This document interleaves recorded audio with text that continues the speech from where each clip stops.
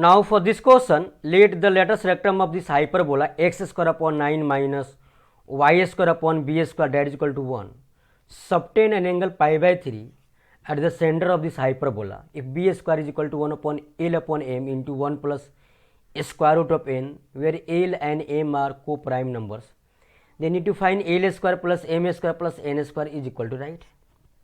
तो यहाँ पे एल एम एन अलग अलग नहीं फाइंड आउट करेंगे, डाटा इनसफिशिएंट है। तो मैं कहीं से बी स्क्वायर निकाल दूँ then I have to compare, तो वहाँ से मुझे एल एम एन आ जाएगा। तो यहाँ पे डायग्राम ड्रॉ करो ना। यहाँ पे बोला है कि जो लेटस रेक्टम है ना वो सेंटर पे पाई बाई 3 60 डिग्री एंगल फॉर्म कर रहा है। तो दिस इज हाइपरबोला, ठीक है।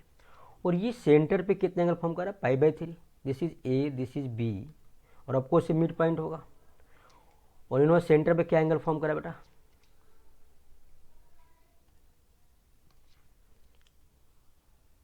पाई बाई 3, ठीक है। This angle is pi by 3, 30 degree, this is 30 degree. तो a b length of latus rectum क्या होता है? 2b स्क्वायर अपॉन ए। तो मैं यहाँ पे tan 30 यूज करूँ, geometry tan 30 is equal to b square by a upon this is M coordinate क्या होता है? A comma 0 upon a e. तो that is equal to b square upon A square e. और tan 30 क्या होता है? 1 upon root 3। So 1 upon root 3 that is equal to b square upon A square e. B square क्या है मेरे पास? B square तो B square है। ए square क्या है? 9 है, 9 इंटू ई। तो अपन के पास यहाँ पे ई निकाल लो कि मुझे बी में बनाना है, क्वाड्रेटिक या बाई क्वाड्रेटिक, मुझे बी निकालना है फाइनली। तो क्या करूँ मैं? क्रॉस मल्टीप्लाई किया तो E is equal to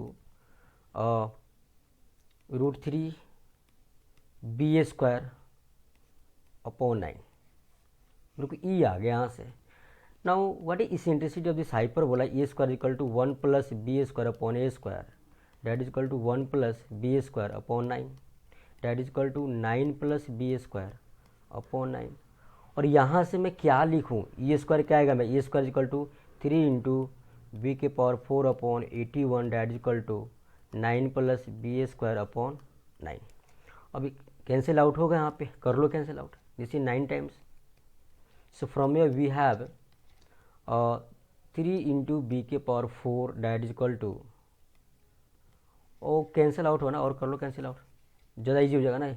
this is 3 times, तो B to the power 4 minus 3 B square minus 27 that is equal to 0। हाँ, तो मुझे यही तो फॉर्म करना था, बी में क्वाड्रेटिक या बाई क्वाड्रेटिक। मुझे यहाँ से बी स्क्वायर निकालना है, तो बी स्क्वायर में क्वाड्रेटिक है तो क्वाड्रेटिक फॉर्म लगा दो। So b square is equal to minus b 3 plus minus b square 9 plus 4 minus 4 a c 27 into 4 minus plus 108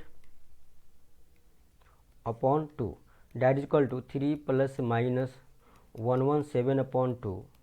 अब बी स्क्वायर नेगेटिव नहीं हो सकता था, बी स्क्वायर क्या है यहाँ पे? 3 प्लस 3 रूट 13 अपॉन 2। सो बी स्क्वायर क्या है यहाँ पे? हमने 3/2 लिखा है यहाँ पे, 3/2 कॉमन लिया, 3/2 तो 1 प्लस स्क्वायर रूट ऑफ 13, ठीक है। This is B square. अब जो मेरा बी स्क्वायर दिया है ना क्वेश्चन में, उससे कंपेयर करेंगे तो बी स्क्वायर क्या दिया है?